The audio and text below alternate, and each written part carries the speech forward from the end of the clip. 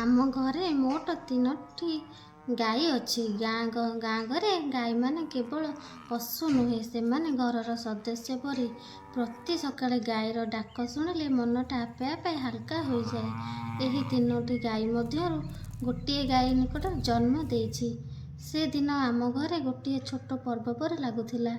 ନୂଆ ଛୁଆଟି ଭୂମିରେ ଠିଆ ହେବାକୁ ଚେଷ୍ଟା କରୁଥିଲା, ଆଉ ମା ଗାଈ ସ୍ନେହରେ ତାକୁ ଚାଟି ଦେଉଥିଲା। ସେ ଦୃଶ୍ୟ ଦେଖିଲେ ମନେହୁଏ ଜୀବନ କେତେ ସୁନ୍ଦର। ସେ ଗାଈଟି ବହୁତ ଭଲ ସ୍ୱଭାବର। ଜନ୍ମ ପରେ ସେ ସବୁଠୁ ଭଲ କଥା ହେଉଛି, କ୍ଷୀର ଦୁହିଁବା ବେଳେ ସେ କେବେ ବି ଲାତ ମାରେନି, କେବେ ଅସନ୍ତୁଷ୍ଟ ହୁଏନି। ଶାନ୍ତ ଆଖି ଓ ଧୀର ସ୍ୱଭାବ ଦେଖି ମନେହୁଏ ସେ ମା ଭାବରେ ଗର୍ବିତ। ପ୍ରତିଦିନ କ୍ଷୀର ଦୁହିଁବାକୁ ଜଣେ ଭାଇ ଆସନ୍ତି। ଗୋଟିଏ ସରଳ ଓ ଭରସାଯୋଗ୍ୟ। କ୍ଷୀର ଦୁହିଁବା ପୂର୍ବରୁ ସେ ଗାଈର ମୁଣ୍ଡରେ ହାତ ରଖି ଆଲଗା କରନ୍ତି। ମନେହୁଏ ଗାଈ ତାଙ୍କ କଥା ବୁଝୁଛି। କ୍ଷୀର ଦୁହିଁବା ସମୟରେ ଛୁଆଟି ମା ପାଖରେ ଘୂରୁଥାଏ। କେବେ କେବେ ମାର ଥନକୁ ଧରି ଟାଣେ, ଆଉ ମା ଗାଈ ସହିଯାଏ।